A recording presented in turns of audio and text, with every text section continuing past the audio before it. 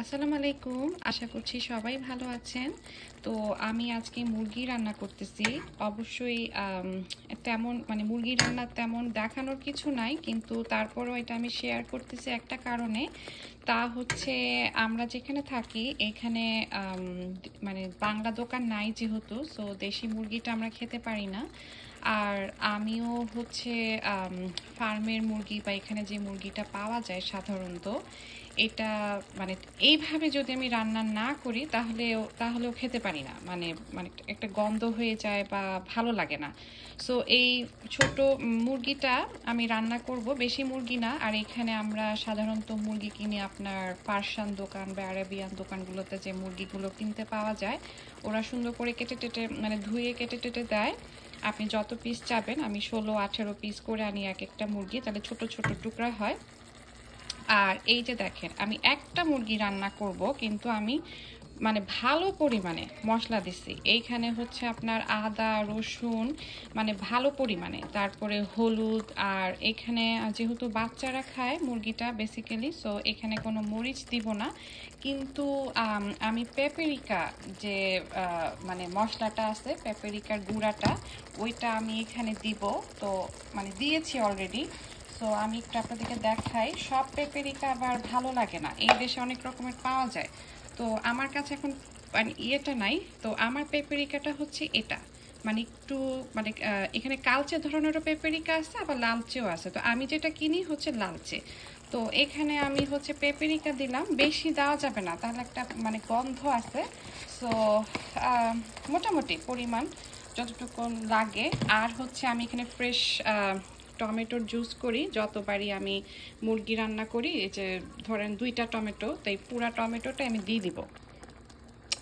তো এই হলো আমার মুরগি রান্নার যে গ্রেভিটা আমি করি। সব মশলাই সবাই যা যা দেয় তাই, তার সাথে হচ্ছে আমি যে এরকম করে একটা গ্রেভি করে নিব আগে ভালো করে। তো আমি এই যে এখন মুরগিটা দিয়ে দিলাম। তো এই যে কোনো চর্বি রাখি নাই, পাক হাতে একটুখানি আছে, কিন্তু এমনি আমি একটু গায়ে গায়ে যে চর্বিটা ছিল আমি সব কেটে ফেলাই দিছি। সো এই হলো মুরগিগুলো। তো এই যে দেখেন কিরকম মশলা, এরকম হবে। কারণ এই ফার্মের মুরগি এইভাবে যদি মশলা দিয়ে কষায় না রান্না করা হয় তাহলে খেতে ভালো লাগে না। আর আম্মু নিজেই বলে যে আম্মু এখানকার মুরগি খেতে পারে না, যে দেশের মানুষ, কিন্তু আম্মু বলে যে আমি যেভাবে রান্না করি মাশাল্লাহ একটা স্বাদ বা ফ্লেভার গন্ধটা ওটা নাকি দেশের যে মুরগির স্মেলের মতো ওরকম হয়। তো এই যে আমি আগে কষাই নিলাম মশলাটা ভালো করে, মশলা কষায় তারপর এখন হচ্ছে আমি মুরগিটা দিয়ে দিলাম। এবং এইভাবে আমি রান্না করব 1 ঘন্টা।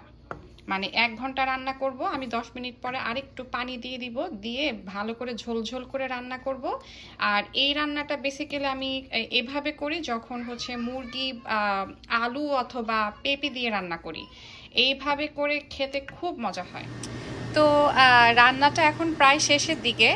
সো আমি যেহেতু টমেটো পেস্ট দিয়ে রান্নাটা করেছি, তো সেক্ষেত্রে আমাদের এখানে আলু বা আপনি পেঁপে যেটাই দেন না কেন, টমেটো দেওয়ার কারণে জিনিসটা সিদ্ধ হতে সময় লাগে। সো আমি রান্নাটা শুরু করার ধরেন 15 মিনিট পরেই দিয়ে দিয়েছিলাম। আর পেঁপে আলু তো হচ্ছে আমি দুইটাই এখানে দিছি একটু একটু করে। বাচ্চারা হচ্ছে ভেজিটেবল খেতে চায় না, সো এই ঝোলের সাথে যখন আমি পেঁপেটা ওদেরকে মাখিয়ে দিই ভাতের মধ্যে, অ্যাকচুয়ালি ওরা বুঝতে পারে না বেসিক্যালি, সেই জন্য একটু পেঁপে আমি সবসময় দেই। আর চোখের জন্য খুব হেলদি পেঁপে, ডাইজেশনের জন্য। আবার আলুটা আবার আমাদের খেতে খুব ভালো লাগে, এই জন্য একটু আলু আর একটু পেঁপে। এটা টোটালি হচ্ছে আমাদের ডেইলি খাবারের, আমরা দাওয়াত না বা গেস্ট না, আপনি যখন ডেইলি খাবার রান্না যেটা আমরা করি একদম ঘরোয়া খাবার। আর দেখেন মনে হচ্ছে না অনেক তেল, এই তেলটা কিন্তু এই ফার্মের মুরগি থেকেই আসে।